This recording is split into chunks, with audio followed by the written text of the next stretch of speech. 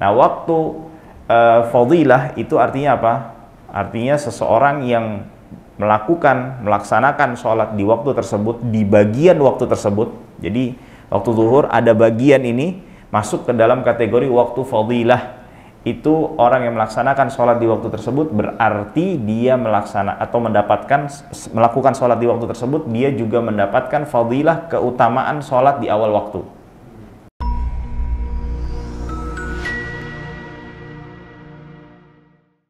Assalamualaikum warahmatullahi wabarakatuh. Innal hamdalillah nahmaduhu wa nasta'inuhu wa nastaghfiruh wa natubu ilaihi wa nastahdihi wa na'udzu billahi min shururi anfusina wa min sayyiati a'malina. Man yahdihillahu fala mudilla lahu wa man yudlil fala hadiya lahu. Asyhadu an la ilaha illallah wahdahu la syarika lahu.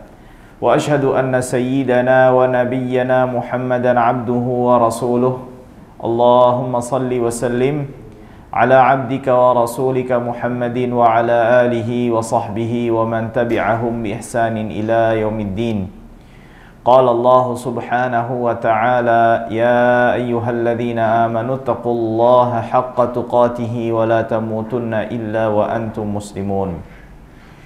Para ikhwas sekalian, alhamdulillahi rabbil alamin. Bersyukur kita kehadirat Allah subhanahu wa ta'ala bisa melanjutkan kajian kita kembali, ya, pembacaan dan penjelasan kitab Al-Yaqut An-Nafis fi Madhhab Ibn Idris karya Sayyid Ahmad ibn Umar Asy-Syatiri rahimahullahu ta'ala, di mana di kajian yang sebelumnya kita telah memasuki pembahasan mengenai hukum-hukum atau hukum yang berkaitan dengan permasalahan sholat, dan kita sudah membahas dan membacakan, ya, penjelasan penulis rahimahullahu ta'ala mengenai definisi sholat secara bahasa dan juga secara syariat. Dan kita juga sudah mengetahui bahwasannya sholat yang Allah subhanahu wa ta'ala dan Rasulnya Muhammad sallallahu alaihi wasallam wajibkan, ya, atau fardukan atas kita semua untuk dikerjakan dalam keseharian kita semua ini berjumlah 5 salat, ya, yang artinya kita tidak diperbolehkan untuk meninggalkan 5 salat yang wajib tersebut. Dan kita sudah mengetahui nama-nama salat dan sudah menjelaskan secara dalam artian secara cukup terperinci dengan memberikan gambaran di papan tulis mengenai waktu-waktu sholat. Sekarang kita masuk kepada perkataan penulis rahimahullahu ta'ala, as-salawatul maktubatu wa awqatuha, ya, salat-salat yang wajib, diwajibkan dan waktu-waktunya. Beliau rahimahullahu ta'ala mengatakan as-salawatul maktubatu khamsun, salat yang wajib itu ada 5, ya, sebagaimana sabda Nabi Muhammad sallallahu alaihi wasallam, khamsu salawatin fil yaumi wal lailah, ada 5 salat, ya, yang Allah subhanahu wa ta'ala wajibkan atas kita semua untuk dikerjakan dalam 1 hari 1 malam. Lalu salah seorang Arab Badui bertanya kepada Nabi Muhammad sallallahu alaihi wasallam, hal alayya ghairuha? Qala la illa an tatawwa'. Kata Rasulullah SAW, nggak ada yang wajib lebih daripada 5 sholat tadi, selain daripada 5 sholat yang tadi, kecuali engkau ingin bertatawu untuk atau melaksanakan sholat yang sifatnya hukumnya adalah sunnah. Yang pertama adalah adz-dzuhur, yaitu sholat zuhur, ya. Wahia arba'u raka'atin, dia jumlahnya ada 4 rakaat, dan waktunya wa awwalu waqtiha zawalus syamsi, ya. Permulaan masuknya waktu zuhur, kita diharuskan untuk melakukan atau melaksanakan sholat zuhur adalah ketika matahari itu sudah mulai bergeser ke arah mana? Barat, ya, yang setelah matahari itu berada di tengah-tengah langit. Artinya tatkala matahari sudah bergeser ke arah barat atau mulai, ya, bergeser, ya, itu kita telah memasuki atau itu tanda bahwasannya waktu zuhur telah masuk. Nah, wa akhiruhu, adapun akhir daripada salat zuhur atau waktu zuhur ini, masiru dhilli kulli syai'in mithlahu siwa dhillil istiwa adalah ketika seluruh bayangan ya yang terkena paparan sinar matahari itu panjangnya atau tingginya sama dengan ya objek yang terkena paparan atau terkena sinar matahari tersebut, tapi dengan ditambah ya bayangan ketika matahari berada di tengah langit. Ya, maksudnya bagaimana Ustadz? Sebagaimana sudah dijelaskan, ini sedikit mengulang. Artinya ketika matahari itu berada di tengah, tidak berarti tidak ada bayangan sama sekali. Umumnya dalam setiap tahun itu pasti ada bayangan. Tentu ahli falak itu lebih atau mengetahui ya proses perjalanannya itu dalam setiap hari, setiap bulan, setiap minggu itu berapa penambahannya atau pengurangan bayangan ketika matahari berada di tengah. Taruh kita ambil contoh misalnya, permisalan, ketika matahari itu berada di tengah menghasilkan bayangan sepanjang 1 cm misalnya. Maka ketika objek bayangannya itu adalah 170 cm ya, tatkala bayangannya itu sama dengan objeknya yang kena matahari itu 170 plus berapa? 1 cm, artinya ketika 171 cm itu menunjukkan bahwasannya waktu zuhur telah selesai, telah berakhir, yang artinya ia masuk ke dalam waktu asar. Nah, sebelum kita masuk ke dalam penjelasan waktu asar ini, secara umum di dalam setiap waktu sholat, baik itu sholat zuhur, sholat asar, sholat maghrib, sholat isya dan subuh, itu ada dibagi lagi beberapa waktu. Tapi yang penting untuk kita ketahui saat ini ada 3 waktu ya. Waktu yang pertama adalah waktu al-fadilah. Waktu yang kedua adalah waktu al-ikhtiyar, dan waktu yang ketiga adalah waktu hurmah, tidak diperbolehkan, haram. Nah, waktu fadilah itu artinya apa? Artinya seseorang yang melaksanakan sholat di waktu tersebut, di bagian waktu tersebut. Jadi waktu zuhur ada bagian ini masuk ke dalam kategori waktu fadilah.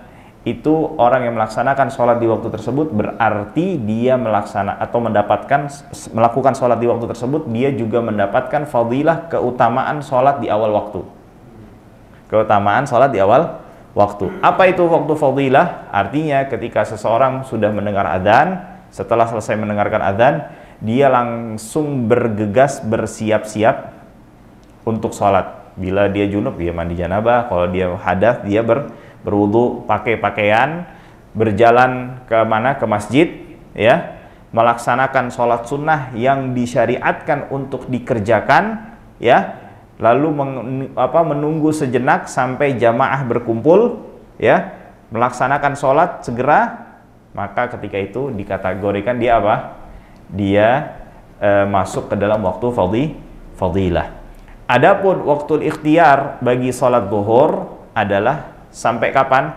Sampai tersisa waktu sholat ya zuhur itu, ya, yang tersisa daripada waktu sholat zuhur itu bisa digunakan untuk melaksanakan sholat zuhur sampai kapan? Sampai selesai semuanya. Ya, waktu ikhtiar dan waktu jawaz itu sama dalam waktu masalah sholat zuhur. Adapun waktu hurmah apa? Tersisa waktu sholatnya, tidak tersisa, melainkan tidak bisa melakukan semua sholat zuhur dalam waktunya. Artinya cuma bisa ngelakuin 1 rakaat, 2 rakaat, 3 rakaat, dan intinya nggak bisa sampai 4 rakaat selesai itu di waktu zuhur. Jadi di tengah-tengah sholat atau terdengar apa?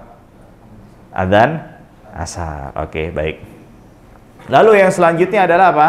Wal asr, ya, sholat asar. Wahia 4 rakaat, dia ada 4 rakaat. Wa awwalu waqtiha, adapun permulaan waktunya idza shara dhillu kulli syai'in mithlahu, ketika bayangan daripada mata yang dihasilkan dari sorotan sinar matahari tersebut, ya, setinggi atau sepanjang dengan tinggi objeknya, ya. Wazada qalilan, dan ditambah sedikit, ya. Jadi artinya tadi sudah disebutkan, misalnya, ya, sekali lagi ini, Misalnya ini ada pasak ini ya, tongkat. Ini apa nih? Tanah ya, atau di permukaan ya. Barat sama timur berarti mana? Utara di atas ini. Baratnya kemana? Barat kanan. Barat kanan. Kanan apa kiri? Kanan. Enggak, kita ya dari barat berarti di sini ya. Berarti ini kan keluar dari sini, timur ya. Ya, ketika mataharinya sudah mulai di sini, ya, dia kan mulai menyorot ke sini kan. Nah, di saat di tengah ini, saat matahari masih di sini nih, ini sudah mulai atau adanya bayangan. Kurang lebih bisa 1 senti, ya. Maka ketika dia berada di sini, ya, dia akan menyorot ya ke arah objek yang ini. Nah, misalnya ini tingginya berapa? Misalnya 100 cm. Ketika matahari ada di sini, ada bayangan sekitar berapa? 1 cm. Maka ketika bayangannya itu sudah 100 cm berarti masuk waktu asar. Hah? Belum. Tapi berapa? Ketika 101 cm. Kalau misalnya ini bayangannya 3 cm berarti berapa? 103 dan seterusnya. Nah, Syekh Ahmad Ali Al-Maghrabi pernah menjelaskan tuh. Kalau Anda nggak salah ingat itu setiap hari itu tambahannya. Jadi dihitungnya kapan? Dihitungnya di saat matahari itu dari waktu ketika matahari di saat di tengah tidak ada bayangannya. Nah, setelah fenomena itu selesai, setiap harinya bertambah 1 ruas. Setiap hari 1 ruas, 1 minggunya berapa? Satu jari kalau Anda nggak salah ingat, atau 1 tangan. Setiap bulannya 1 kaki. Setiap bulannya 1 kaki. Nanti per 2 bulan berarti 2 kaki. 3 bulan ketiga 3 kaki sampai bulan ke-6. Begitu masuk bulan ke-7 mundur sampai di waktu tersebut hilang lagi. Bisa dipahami ya? Nah.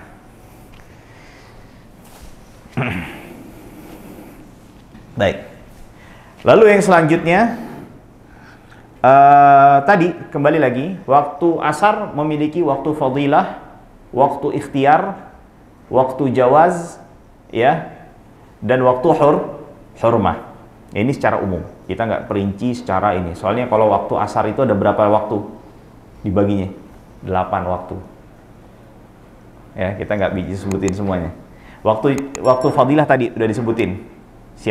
Dengar adzan, siap-siap, nunggu sejenak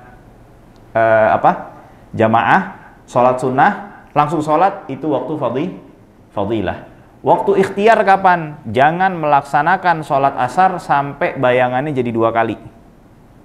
2 kali apa? 2 kali panjangnya. Ya. Waktu hurmah kapan? Waktu hurmah ketika dia nggak bisa melaksanakan sholat asar 4 rakaat secara utuh di waktunya. Artinya baru 3 rakaat adzan maghrib, baru 2 rakaat adzan maghrib. Itu waktu yang diharamkan untuk mengerjakan sholat apa? Artinya harus ngerjakan, tapi dia dapat dosa. Oke. Lalu yang selanjutnya adalah apa? Wal maghribu, adapun maghrib, wahiyya 3 raka'atin, dia berjumlah 3 rakaat. Wa awwal waqtiha, adapun waktu permulaannya, ghurubu qursis syams, ketika terbenam keseluruhan piringan apa? Matahari. Jadi ketika matahari, semua matahari ini sudah terbenam, ya, bulatan piringan matahari tersebut dan tenggelam di bawah, berada di bawah ufuk secara keseluruhan, bukan cahayanya ya. Maka ketika itu sudah mulai apa? Masuk waktu maghrib. Ya. Wa akhiruhu ghaibu batus syafaqil ahmar, ketika warna kemerahan, ya, cahaya merah itu telah, yang disebut syafaq ahmar, ya, telah menghilang. Ya, kita udah jelasin tuh ya. Wal isya'u hiya 4 rakaat, dia ada 4 rakaat. Wa awwal waqtiha ghaibu batus syafaqil ahmar, ketika syafaq ahmar itu sudah apa? Sudah menghilang. wa akhiruhu tulu'ul fajri shadiq.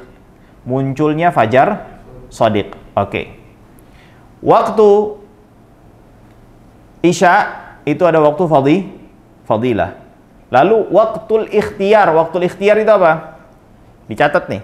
Waktul ikhtiar sangat tidak dianjurkan untuk mengakhirkan sholat sampai di waktu tersebut. Artinya kalau sudah masuk waktu tersebut sangat tidak dianjurkan. Maksudnya mengakhirkan sholat sampai di waktu tersebut. Kapan itu? Sepertiga malam. Sepertiga pertama dari waktu malam. Nah itu ngitungnya bagaimana tuh? Menghitungnya dari terbenamnya matahari. Sebagian fuqaha Syafi'iyah Ghazali mempunyai ikhtiar setengah malam. Pertengahan malam. Ngitungnya bagaimana tadi? Sama. Dari waktu maghrib. Waktu maghrib sampai kapan batasnya? Waktu subuh. Misalnya kita anggap isyanya maghribnya jam 6. Subuhnya jam 5 misalnya. Anggap ya, segitu. Berarti berapa jam tuh? 11. 11 bagi 3? 3,5 jam. Berarti 3,5 jam, jam 7, 8, 9, setengah 10. Sangat dianjurkan untuk jangan sholat lebih daripada setengah 10. Kalau nggak ada uzur tuh. Itu waktu ikhtiar. Setelah itu namanya waktu jawaz. Boleh. Tapi fadilahnya di bawah waktu ikhtiar. Ya. Nah artinya kalau kita melaksanakan sholat setengah 10, kalau tadi kayak dengan asumsi maghribnya jam 6, subuhnya jam berapa? Jam 5. Nah itu berarti 3,5 jam. Jangan kita tunda isya sampai lewat dari 3,5 jam. Baik. Wasubhu, adapun subuh rakaatan, ada 2 rakaat. Wa awwalu waqtiha, adapun awal waktunya tulu'il fajri shadiq, munculnya fajar shadiq. Wa akhiruhu, akhirnya kapan? Tulu'is syams, masuk atau terbitnya matahari. Terbitnya matahari ini nggak mesti semuanya, tapi begitu muncul sedikit saja maka dikatakan waktu subuh telah berakhir. Beda sama maghrib. Kalau maghrib udah terbenam semuanya, kalau subuh hanya muncul sedikit saja sudah dikatakan subuhnya berakhir. Nah, subuh juga punya waktu fadilah. Waktu fadilah tadi siap-siap langsung. Terus ada waktu ikhtiar. Waktu ikhtiarnya kapan? Sampai mulai agak sedikit terang. Masih campur-campur tuh antara gelap dengan terang. Setelah itu masuk waktu jawaz. Waktu jawaz. Lalu setelah itu masuk, kalau hurmah tadi apa? Hurmah kalau dia sholatnya baru 1 rakaat udah terbit. Nah itu masuk waktu apa? Hurmah. Nah, di dalam mazhab Syafi'i tidak disunnahkan untuk mengakhirkan sholat kecuali sholat zuhur saja. Artinya yang dianjurkan seluruh sholat itu dikerjakan di awal waktunya. Itu hukum asalnya seperti itu. Kecuali apa? Sholat zuhur. Sholat zuhur itu juga ada kriterianya. Enggak setiap sholat zuhur itu boleh diakhirkan. Artinya ditunda pelaksanaannya. Ditundanya kapan? Ketika sedang teriknya panas. Dan teriknya ini di daerah yang sangat Masya Allah terik. Seperti kayak mana? Hadramaut, Makkah, ya. Kata para ulama Mesir tuh nggak masuk. Ya, Mesir tidak masuk. Yang notabene Mesir ini lebih panas nggak daripada kita? Lebih panas. Nah, terus juga kalau kita tujuannya mau sholat ke masjid, kalau bisa kita sholatnya di rumah karena ada uzur, ya, dan sesuatu, kita tidak dianjurkan untuk mengakhirkan waktu sholat zuhur. Dan tidak ada semacam apa kayak kanopi atau payung atau apa yang melindungi kita daripada teriknya panas. Kalau kita punya semua itu, maksudnya ada punya itu tuh, ada kanopi atau ada terik payung, kita juga tidak dianjurkan untuk apa? Mengakhirkan waktu sholat, pelaksanaan waktu sholat zuhur. Ya, nah. Baik, itu saja berkaitan dengan masalah waktu. Sebetulnya banyak yang masalah-masalah yang berkaitan dengan masalah waktu sholat.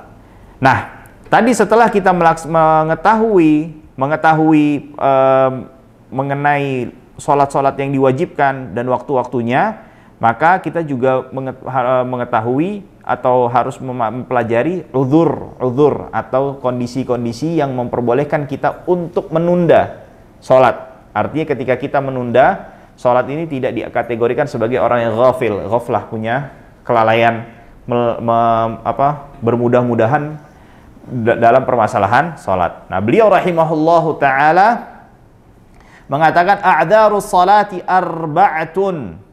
Uzur sholat itu ada 4. Yang pertama adalah an-naumu, tidur. Ya, tidur. Jadi kalau orang tidur terus dia sampai kebablasan, dia tidak dikategorikan sebagai orang yang lalai di dalam melaksanakan sholat sampai dia sengaja meninggalkan sholat. Tapi tentu nggak semua tidur ini dianggap sebagai uzur. Jadi ada dua kondisi dilihat. Tidurnya kapan mulainya? Sebelum masuk waktu sholat apa setelah waktu sholat? Kalau sebelum masuk waktu sholat secara mutlak dia yakin bahwasannya nanti ane bakal bangun nih. Misalnya dia tidur jam 10 pagi misalnya, karena lelah, dia saking lelahnya ada malam dia kerja apa, terus dia bilang, insya Allah zuhur ana bangun. Belum masuk waktu zuhur kan? Tiba-tiba dia sholat, dia tidur, bablas bangun-bangun maghrib. Nah ini nggak ada masalah, lempeng, nggak ada masalah nih kalau begini, tidak mengapa. Tapi kalau tidurnya setelah masuk waktu sholat, nah ini dikembalikan kepada keyakinannya dia nih. Kalau misalnya atau perkiraannya kondisi dirinya, ya diri kita masing-masing. Anak ngeliat nih kalau anak tidur sekarang nih, belum sholat nih, dia udah masuk tidur, dia belum sholat, tidur. Ini kalau tidur sekarang nih bakal bablas nih. Nah nggak boleh dia tidur kalau kayak gitu. Tidak boleh dia tidur. Tapi kalau misalnya, ini umumnya Anda bisa mungkin rebahan setengah jam deh, ngelurusin punggung deh bentar aja. Pasang alarm dia tambahin gitu. Totok bablas sampai isya. Dia udah ikhtiar tuh. Nah, kalau seperti ini juga tidak mengapa, ya. Nah, juga kata para ulama sangat ditekankan, dianjurkan bagi orang yang melihat orang lain tidur, ya, dan dia belum melaksanakan sholat untuk membangunkan orang tersebut, ya. Jadi jangan didiemin aja. Orang lain tuh dibangunin, Pak, sholat, kasih tahu, ya. Itu sebagai bentuk amar ma'ruf nahi mungkar. Nah, hal ini berdasarkan sabda Nabi Muhammad sallallahu alaihi wasallam, "Man nama an salatin aw nasiyaha falyusalliha idza dzakaraha." Siapa yang ketiduran dari salat, maka dia langsung salat ketika dia bangun. Udzur yang kedua adalah An-nisyan, lupa. Ya. Saking asiknya syughul kerja, ya. Bukan asik main gaple. Kalau asik main gaple itu bukan udzur namanya. Ya, bukan asik.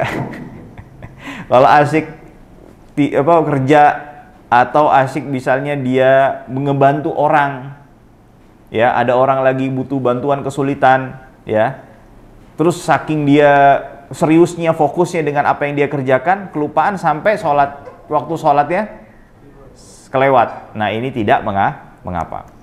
Lalu yang selanjutnya di antara yang uzur membolehkan kita untuk mengakhirkan kita sholat di luar waktunya adalah al-jam'u, ya, kita melakukan sholat jamak. Tapi tentu kalau ini kita bicara jamak takhir, ya, jamak takhir. Tapi para ulama menjelaskan kalau kita mau jamak takhir itu di waktu pertama itu kita udah niat dulu, aneh mau melaksanakan sholat zuhur atau sholat maghrib di waktu asar atau di waktu isya. Jangan bablas-bablas saja. Kata para ulama itu bisa dosa dia. Nah. Lalu yang selanjutnya adalah wal ikrah, dia dipaksa. Artinya dia dalam kondisi yang terpaksa, yang tidak memiliki pilihan, yang bisa berdampak kepada jiwa, dan juga kepada tubuhnya. Kalau dia melaksanakan sholat di waktu tersebut, dia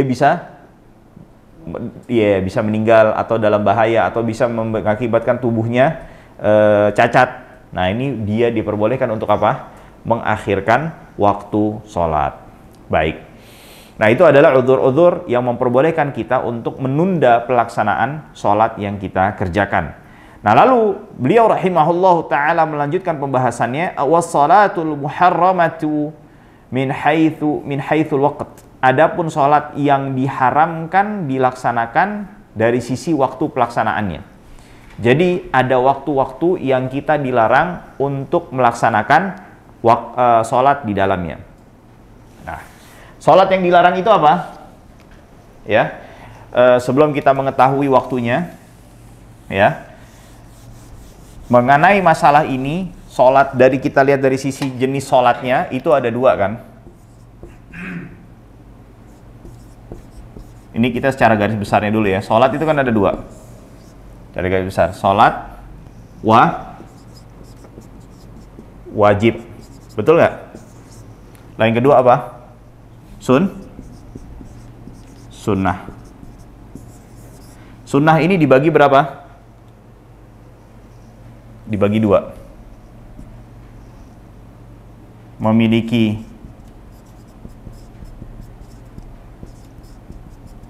sebab, tidak memiliki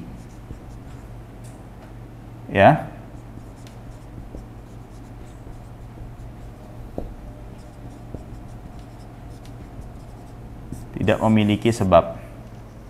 Ya, kayak orang Masya Allah saking kepingin menambah pahalanya, dia banyakin sholat aja, banyakin sholat. Dia enggak sholat apa, ya udah banyakin sholat aja, namanya sunnah mutlak. Nah, adapun yang memiliki sebab itu dibagi menjadi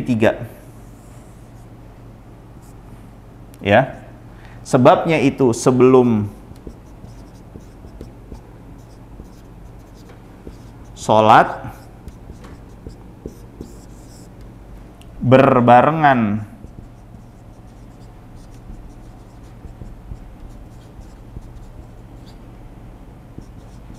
dengan sholat.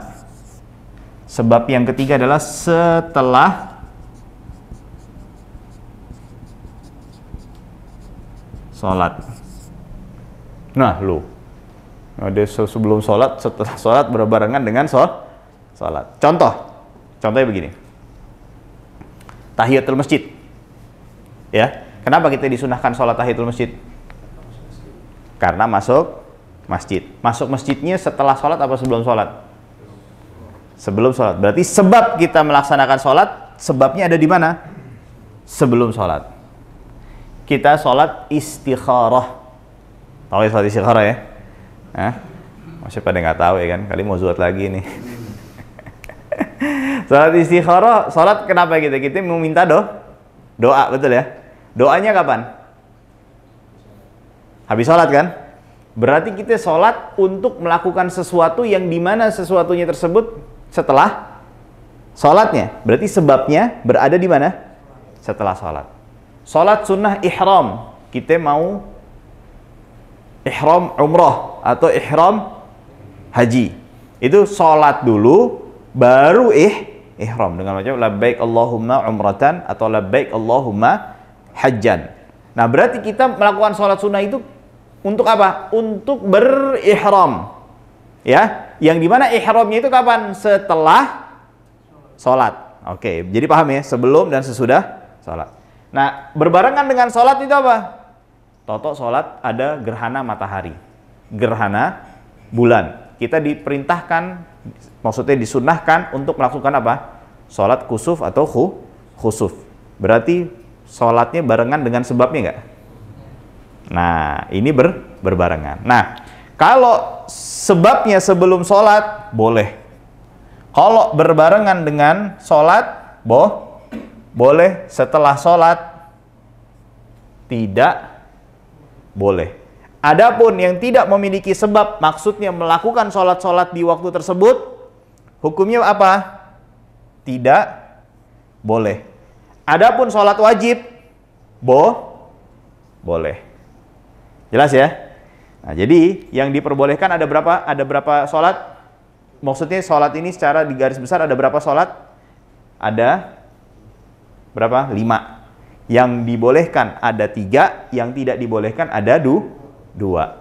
Nah, sekarang pertanyaannya, hukumnya apa? Hukumnya disebutkan oleh penulis beliau rahimahullahu taala, tahrum, haram.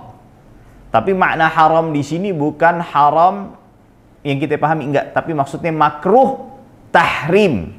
Makruh tahrim. Jadi makruh itu ada 2, makruh tahrim, makruh tanzih. Makruh tahrim itu apa? Dia haram tapi derajatnya di bawah haram. Makruh tanzih itu apa? Ya udah kita paham makruh apa? Yang kalau dikerjakan nggak mengapa, kalau ditinggal astagfirullah, makruh apa? Enggak. Ma la yuthabu fa'iluhu wa la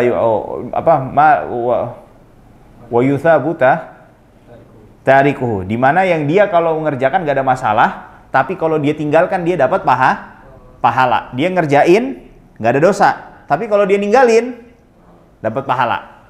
Nah, kalau makruh tahrim, dia ngerjain ada dosa, dia ninggalin ada pahala. Cuman dosanya nggak kayak haram, tidak seperti apa?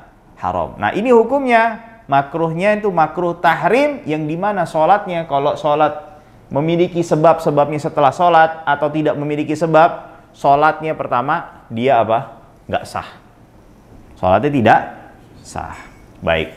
Apa saja yang nah, maka disebutkan la sabab tahrumu sholatul lati la sababalaha, yang tidak memiliki sebab, aulaha sababun mutaakhirun, yang sebabnya di akhir.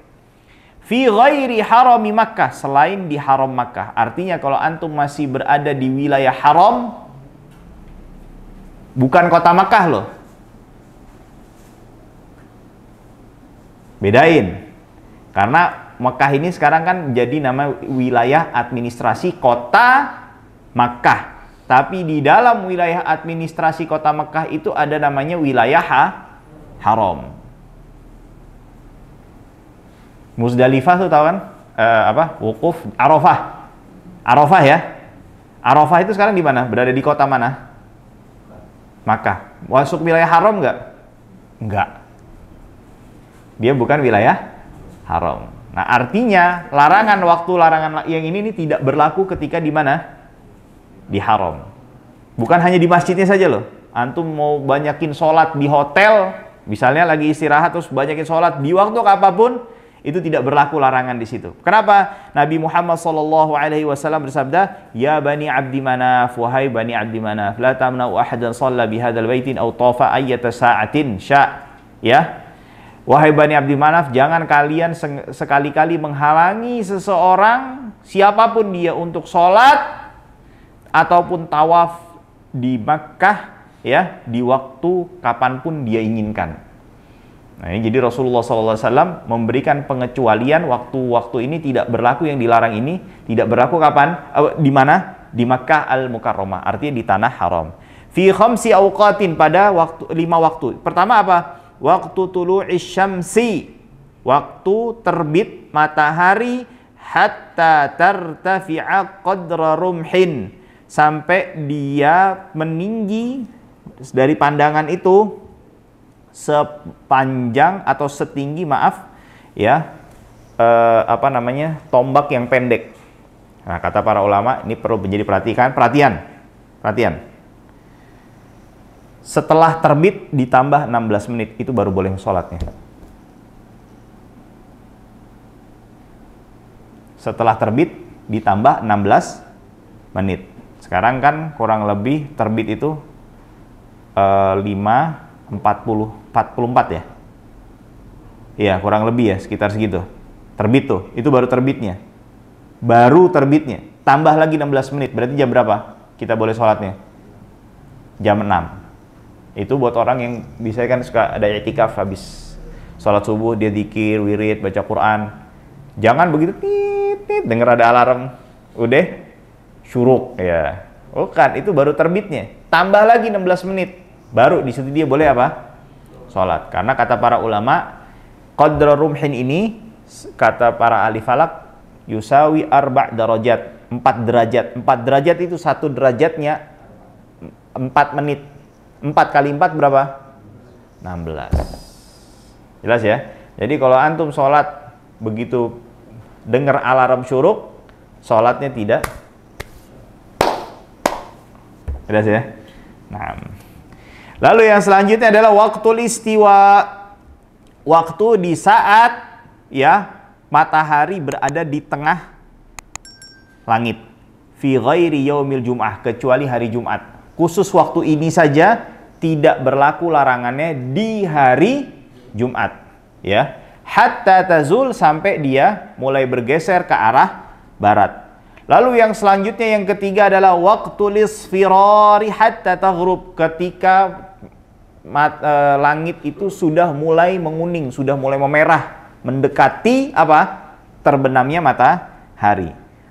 Nah, ini 3 waktu tadi berkaitan dengan waktu. Ada 2 tambahan sewaktu sholat yang berkaitan dengan pelaksanaan sholat. Apa itu?